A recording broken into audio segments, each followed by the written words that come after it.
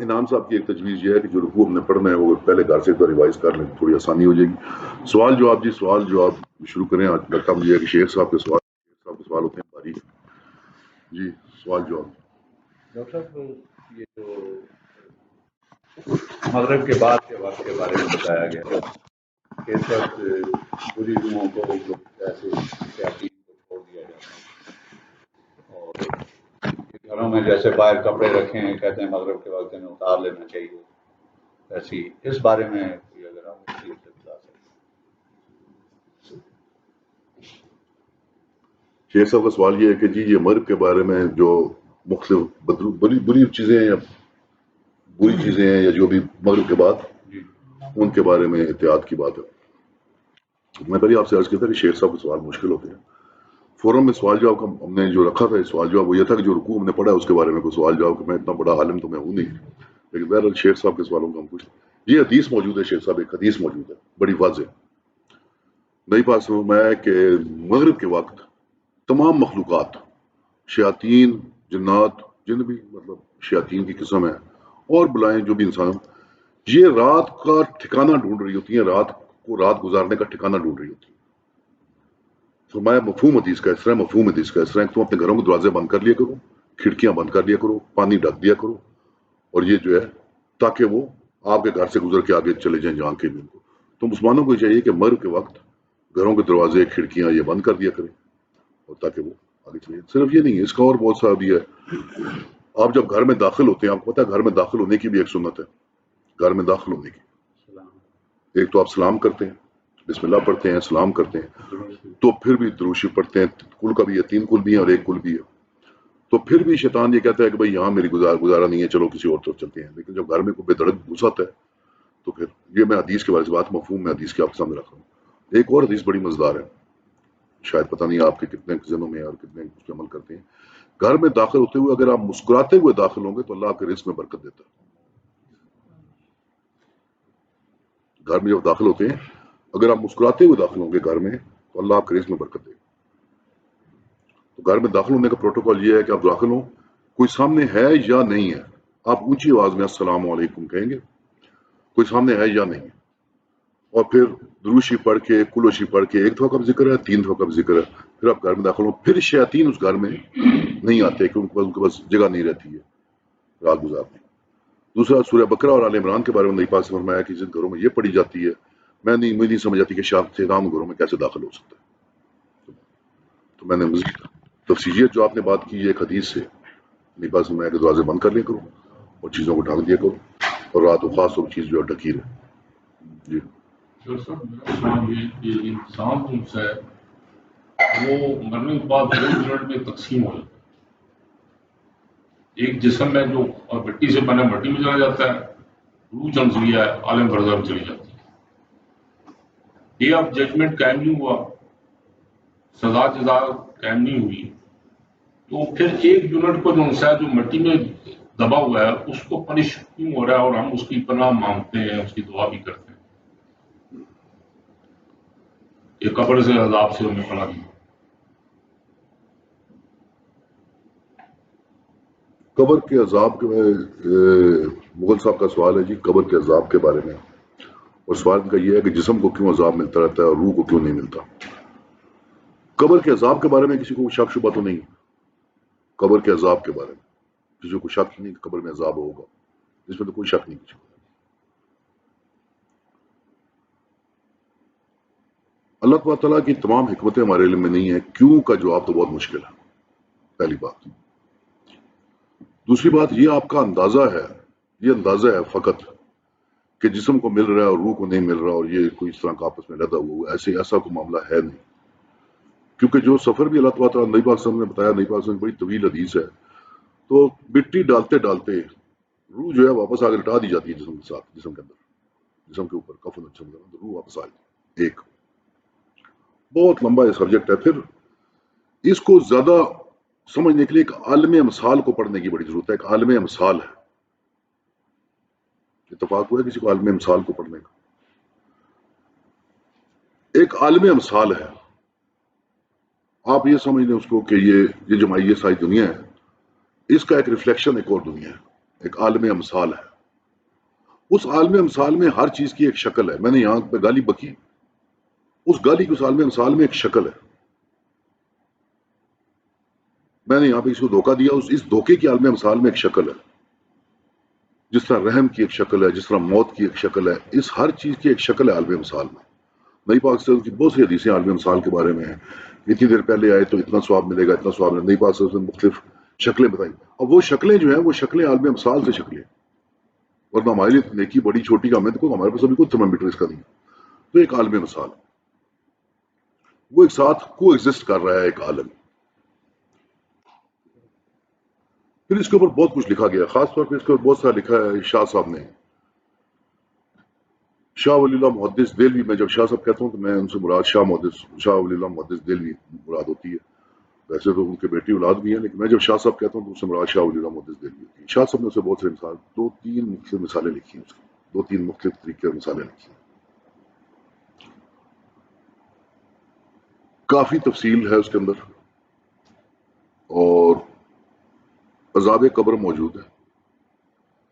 کیفیت اس کی جسم اور روح کس طرح محسوس کرے گی، اس میں ایک انڈیکیشن تو عالم امثال ہے، اور دوسری جس طرح کہ ابھی آپ خواب دیکھ رہے ہیں، اور خواب میں آپ کو احساس ہوتا ہے کہ آپ ایک کھائی سے نیچے گر رہے ہیں. خواب میں ایک احساس ہوتا ہے تو آپ وہ تمام محسوسات محسوس کرتے ہیں، تمام محسوسات محسوس کرتے ہیں. ایک پاسبلٹی وہ ہے کہ اس طرح آپ کو ٹیکا لگتا ہے خواب میں، تو خواب میں بھی آپ کو درد ہو رہا ہوتا ہے، آپ کی روح بھی محسوس کر رہی ہوتی ہے، جسم بھی محسوس کر رہا ہوتا ہے. ایک پاسبلٹی. 3 پاسبلٹیز ڈسکس کی ہیں شاہ صاحب نے حجت البالغہ میں.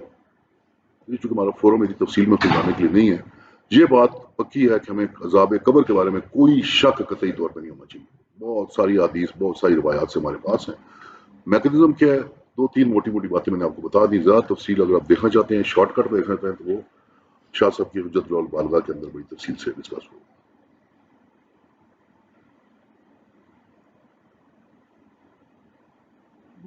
آج کا جو موضوع ہے کہ جو تکالیف آتی ہیں ہمارے اعمال کی وجہ سے آتی ہیں، اس کے باوجود اللہ تعالیٰ نے ذکر کیا ہے رحمت کا. اس کا مطلب ہے کہ اللہ تعالیٰ کی رحمت پھر بھی ہمارے پاس آتی ہے.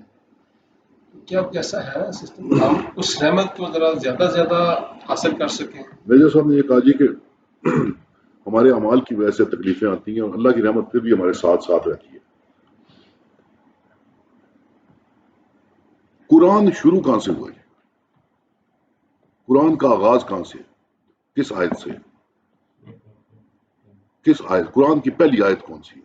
ہماری مصحف میں جو پہلی آیت لکھی ہوئی ہے، مصحف میں جو پہلی آیت لکھی ہے وہ ہے بسم اللہ الرحمن الرحیم. اللہ نے اپنا تعارف آغاز قرآن میں، اور بسم کے اوپر بے کے اوپر لمبی بحث ہے. استعانت کی بے زیادہ تر کہتے ہیں ناو والے جو ہیں، یہ پھر تو ہمارے فورم سے باتیں نکل جاتی ہیں. استعانت کا مطلب کہ شروع کرتا ہوں اللہ کی مدد سے. یہ بے کے معنی ویسے بے کی کنجی سے معنی. تو اللہ نے سب سے پہلے اپنا اس میں ذات دیا، اپنا تعارف اپنا اس میں ذات دیا کہ اللہ کی نہ کوئی جمع ہو سکتی ہے، نہ کوئی وہ سنگولر ہو سکتی ہے، اس میں ذات ہے. اسی لیے ہم گاڈ اور خدا کے اوپر اعتراض کھڑا کرتے ہیں، کیونکہ گاڈ جو ہوتا ہے، خدا بہت سارے ہو سکتے ہیں. اللہ کا اس میں ذات جو ہے وہ اللہ ہے، اور ساتھ ہی اللہ تعالیٰ کہتا ہے الرحمن الرحیم. دونوں بالغ کسی کے، دونوں بالغ کسی کے. الرحمن میں رحمت کو جوش ہے، اور رحیم میں رحمت کو دوام ہے. جوش مار رہا ہے اور مسلسل بہ رہا ہے. اور عبداللہ بن مسعود کی ایک روایت آتی ہے رحمان دنیا و رحیم الآخرہ. رحمان کی رحمت کی صفت دنیا میں ہر ایک کو، ہر ایک کو، کافر، مسلمان، ہندو، سکھ، عیسائی، ہر ایک. آخرت میں رحیمیت کی صفت جو ہے وہ خالی مسلمان کے لیے مخصوص ہو جائے. دنیا میں آپ جو مرضی کرتے رہے، اللہ تبارک و تعالیٰ عمومی طور پہ آپ کو رحمت کی صفت سے ہی دیکھے.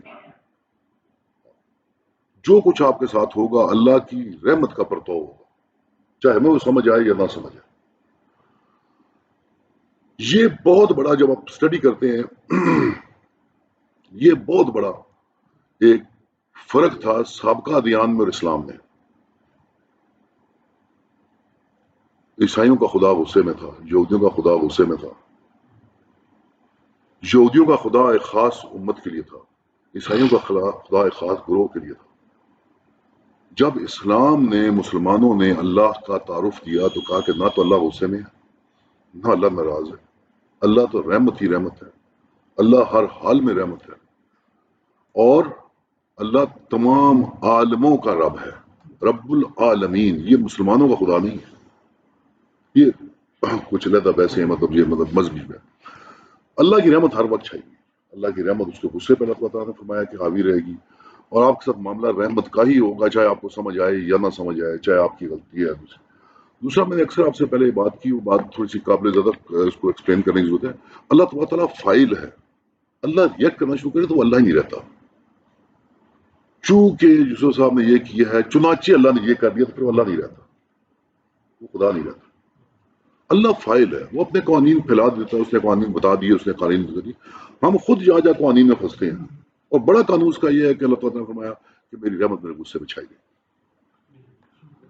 کوئی شک نہیں، جتنے مرضی آپ گناہ کر لیں، کتنے گناہ کر لیں گے. نبی پاک صلی اللہ علیہ وسلم کی حدیث موجود ہے، روایت، کوئی آپ کا گناہ جو اللہ کی رحمت سے بڑا ہو، کوئی آپ کی غلطی جو اللہ کی رحمت سے بڑی ہو، اللہ تو رحمت ہی رحمت ہے، رحمت ہی رحمت ہے. وہ اللہ کہتا ہے میں سب معاف کر دوں گا، بغاوت نہیں معاف کروں گا کہ تم میرے ساتھ کسی اور کو کھڑا کر دو، یہ نہیں. باقی سب معاف کر دوں، سب معاف کر سکتا جب تک آپ معافی مانگتے ہیں دل سے. تو اللہ رحمت ہی رحمت ہے، اس میں کوئی شک ہی نہیں. مرتے دم تک ہمیں اس سے بالکل رحمت سے، اللہ کی رحمت سے نا امید ہونا تو کفر ہے ہمارے لیے.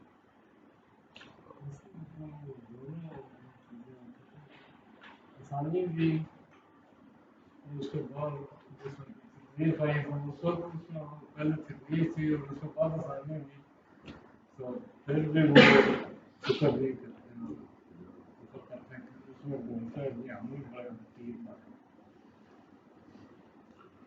باقی دعوانا الحمدللہ رب العالمین.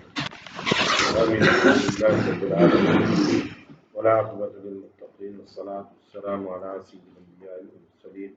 ربنا ظلمنا أنفسنا وإن لم تغفر لنا وترحمنا لنكونن من الخاسرين.